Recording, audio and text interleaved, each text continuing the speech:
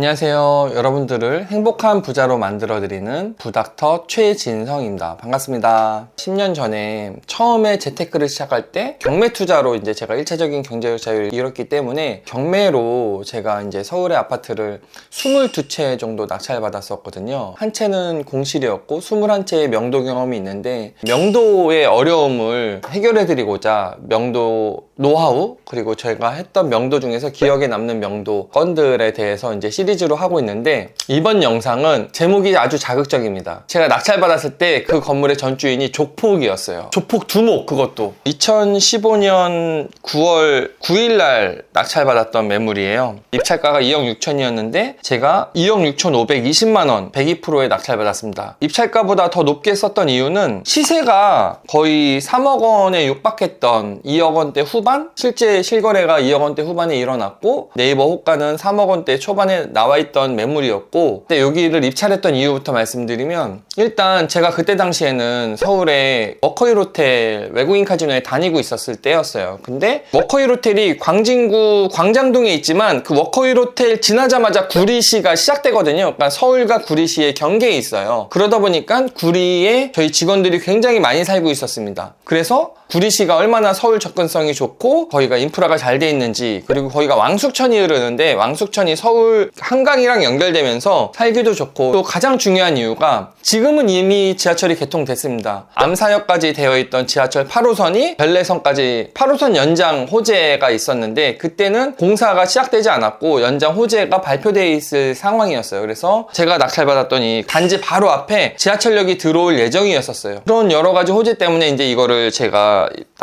입찰가보다 높게 2억 6,520만 원의 낙찰을 받았고, 여기서 하나 경매 꿀포인트. 보통은 한번 유찰되고 입찰을 하려고 하는데 이렇게 호재가 많이 있거나 아니면 입찰가 자체가 시세보다 낮게 형성되어 있을 때는 이렇게 처음에 최초 매각할 때부터 들어가는 거, 이거 굉장히 꿀팁이고요. 지금 현재 시세가 어떻게 되냐, 실거래는 6억대 초반에 됐고요. 6억대 중반에 지금 거래가 될 수 있는 상황이에요. 3억 5천 이상 올라가 있는 상황이고, 구축 아파트다 보니까 내부 인테리어를 하고 아버님이 지금 실거주를 하고 계십니다. 그래서 효도를 할 수 있는 어떤 그런 계기가 됐고, 제가 이걸 처음에 입찰하기 전에 조사하러 갔는데 탐방 수사라고 하죠. 형사처럼 그 앞집 초인종 눌러서 여기 어떤 사람 사는지 아느냐 이런 것도 물어보고, 특히 아파트 같은 경우에는 경비 아저씨들한테 바카스 드리면서 물어보거든요. 그 동 1층에 있는 경비 아저씨한테 제가 물어봤어요. 혹시 사시는 분 어떤 분인지 아느냐 그랬더니 운 좋게 그 경비 아저씨가 그 집에 대해서 잘 아는 거야.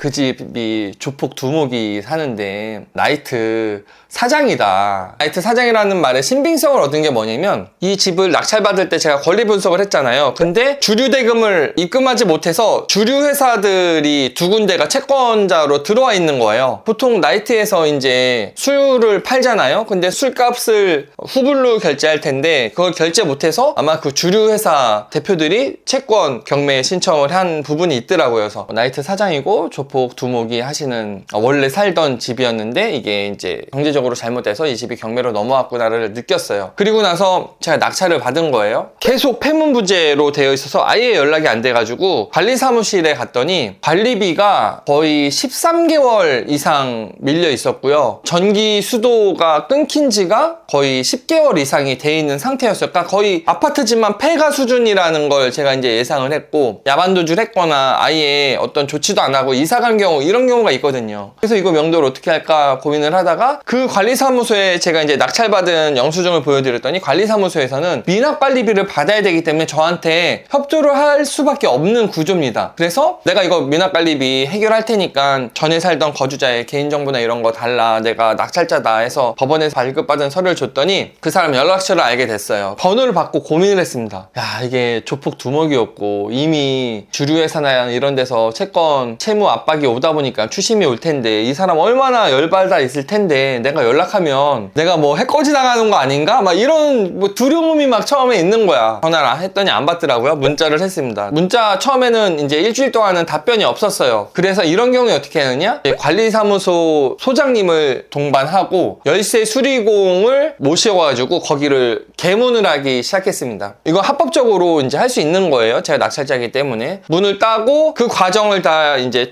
나중에 법적으로 문제 문제가 될 수 있기 때문에 사진이랑 동영상으로 개문하는 과정을 다 촬영했고, 그 관리소장님이 동행한 이유는 내가 합법적으로 이거를 이 관리소장님이 보는 입회하에 했다는 거를 증거를 남기기 위해서 이제 개문을 했는데, 개문을 하고 열쇠수리공이랑 관리소장님은 갔어요. 근데 불이 다 꺼져 있고 어두컴컴한데 다 커튼 쳐져 있고 완전 어두워요. 13개월 이상 아무도 안 살았던 집이니까 너무 음산한 거예요. 처음에 들어가자마자 오른쪽에 방문을 열었어요. 거미줄 같은 것도 쳐져 있고 막 완전 정리가 안 돼 있는 거예요. 침대가 있는데 사람이 하나 누워있는 것 같은 거야. 이불을 덮고 있는데, 와, 이게 시체면 어떻게 할까? 그렇게 폐문으로 열었으니까 살아있는 사람은 아닐 거 아니에요. 이거 시체 같은데? 나 무서워서 다시 나온 거야. 그래갖고 다시 소장님한테 가서 나 이거 혼자 여는 게 너무 무섭다. 소장님이 안 간다는 거야. 자기도 무서웠나 봐. 그 관리소 소장님 모시고 다시 들어갔어. 그래갖고 이불을 이렇게 여는데, 와, 그때 나 지금 소름 돋았어. 그때 생각하면은 그 긴장감이, 이불을 딱 열었는데 우리가 잘 때 베고 자는 그 긴 베개 같은 거였는데 처음에 나는 어두워서 사람인 줄 알았어. 이제 시체는 아니었어. 그리고 나서 이제 후레쉬를 이렇게 펼치면서 다 내부를 봤는데 완전 집이 다 무너지고, 이런 바닥 같은 것도 마루인데 막 다 튀어나와 있고, 아파트인데도 완전 폐가 수준인 게, 와, 이걸 어디서부터 어떻게 손대야 될지 몰라가지고 일단은 청소부터 해야겠다. 그래서 이제 청소업체를 불러서 청소를 하고, 사람이 살다가 몸만 딱 나간 거야. 모든 집기류나 식기류 이런 모든 게 다 그대로 있는 거야. 그러니까 폐기물이 얼마나 많이 나오겠어요. 심지어 저금통에 현찰도 그득 들어있어. 막막한 거야. 이 사람이랑 연락이 돼야 될 텐데. 원래는 쓸데없는 생활쓰레기나 이런 거는 바로 버리고 보관해야 될 것들 있잖아요. 그 사람이 나중에 연락됐을 때, 야, 너 이거 왜 내 맘대로 버렸어? 라고 할 수 있기 때문에 6개월은 보관해야 된다는 그런 부분이, 명도할 때 이런 원칙이 있습니다. 아, 이 많은 것들을 어디다 보관해야 되나, 또 창고 비용도 많이 들어가니까 막 고민을 하던 차에 일주일 만에 그 조폭 두목이라는 그 전에 살던 사람한테 문자가 온 거예요. 자기가 그럼 어떻게 해야 되냐 알려달라라고 문자가 온 거예요. 그래서 여기 오실 수 있냐까, 자기가 올 수 있는 상황이 아니래. 그럼 여기 있는 짐들을 주소로 보내주시면 글로 이삿짐센터에 연락해서 보내드리겠다 라고 했더니,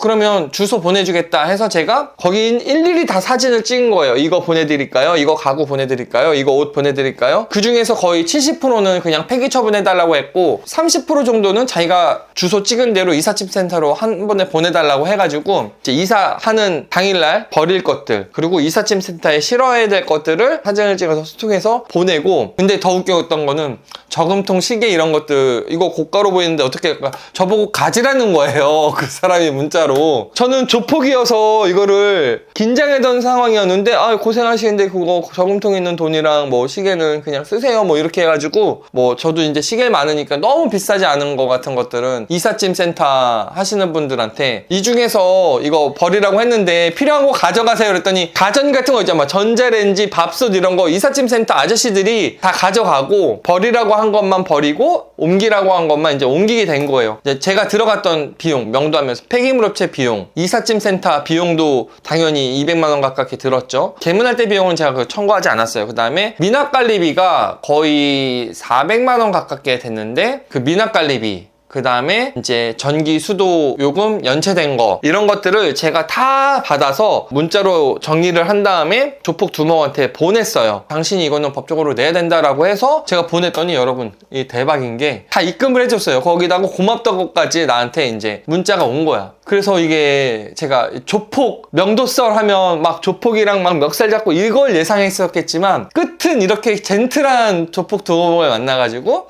이렇게 명도를 완료했다. 그리고 그 명도 완료한 집들은 집이 너무 많이 망가져 있어서 수리비가 굉장히 많이 들어갔지만 정말 특올수리를 해서 지금은 아버님께서 행복하게 살고 있다. 이게 이제 명도설의 마무리입니다. 여러분, 극적 반전이 있죠. 경매에서 가장 어려운 게 이 감정노동이 들어가는 명도인데, 다시 한번 말씀드리지만 명도는 첫 번째, 사람의 말을 잘 들어다. 저도 사실은 소통을 굉장히 부드럽게 처음부터 잘했어요. 잘했고 부드럽게 했기 때문에 물론 문자로만 왔다 갔다 했지만, 그 소통의 힘이 결국에는 제가 미납관리비도 받고 밀린 공과금, 심지어 폐기물 처리 비용이나 이사 비용까지 제가 받을 수 있었거든요. 그래서 소통이 중요하고, 두 번째는 상대방이 원하는 거를 들어줘야 된다. 저도 상대방이 원하는 걸 물어봤잖아요. 그러니까 조폭 두목이 뭐뭐는 버려주고 뭐뭐는 자기한테 보내달라고 했던 거를 제가 원하는 걸 충족시켜줬기 때문에 그런 경제적인 이득을 제가 챙겼던 거예요. 그래서 상대방이 이사 비용이든 이사 기간이든 원하는 걸 파악해서 원하는 걸 해줘라. 다만 말이 안 통하는 사람이 이 세상에 존재합니다. 그런 심리적 압박을 위해서도 정말 말이 안 통하는 사람은 강제 집행을 신청을 해라. 왜냐면 강제 집행을 신청해도 바로 되는 것들이 아니거든요. 그래서 강제 집행을 신청을 해서 심리적 압박의 수단으로 활용해라. 이 정도 팁 드리면서 오늘 명도썰 시리즈를 마무리하도록 하겠습니다. 네, 앞으로 더 좋은 컨텐츠로 찾아뵙겠습니다. 감사합니다.